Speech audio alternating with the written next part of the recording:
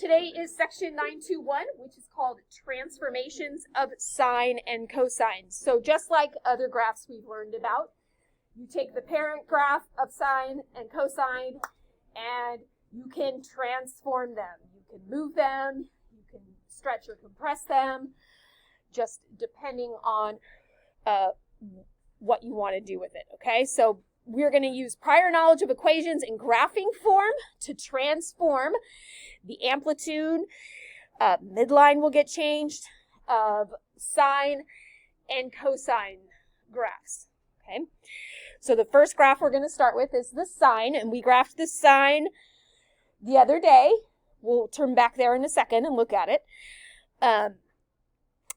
We're going to use the graph of sine to complete the table below, and we're going to use 4 times the sine of x, okay?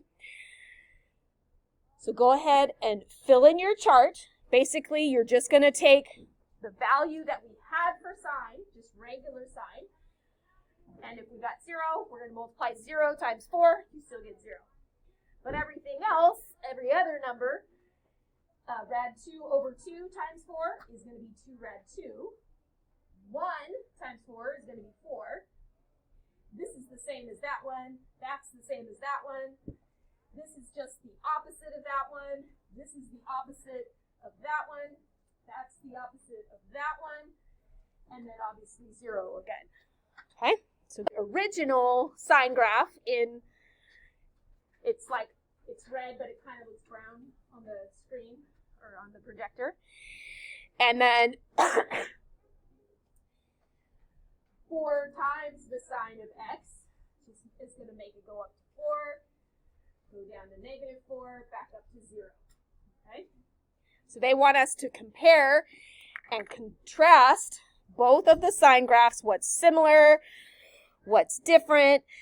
Pay close attention to the amplitude, the period, and the midline. Okay, so what's going to remain the same? They're going to have the same period. They both do a full cycle between 0 and 2 pi. The midline is going to stay the same. Midline's right here at y equals 0, right? What is the major? Yeah. Hypothesize, describe, or sketch what you think would be different about the graph of, does that say 1/2? Yes. 1/2 the sine of x. So you're going to write 3 sentences. You're going to start with the graph will be ... fill in the blank. Okay? The amplitude will be ... And the midline will ... Some of these. Instead of using 2/3 pi, we're going to use pi over 2. Instead of using pi, we're going to use 2/3 pi. So just change those. It just is going to work better for your cosine. All right, so for number 2, it says, the graph of the cosine of x is given below.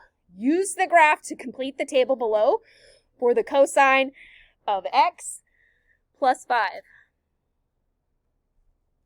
Get a little bigger. There we go.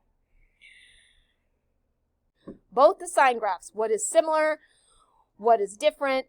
Pay close attention to the amplitude, the period, and the midline. Let me straighten it up. It's like crooked. There we go. What's the same about these two? They have the same amplitude. They have the same period. The only thing that's different is their midline. So the midline here is 0.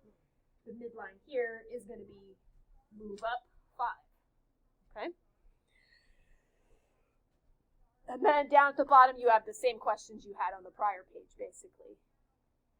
So, hypothesize. Describe or sketch what you think would be different about the graph cosine x minus 3. So, you're just going to write your 3 sentences. The graph will be blank. Don't leave it blank. Amplitude will be, midline will be ...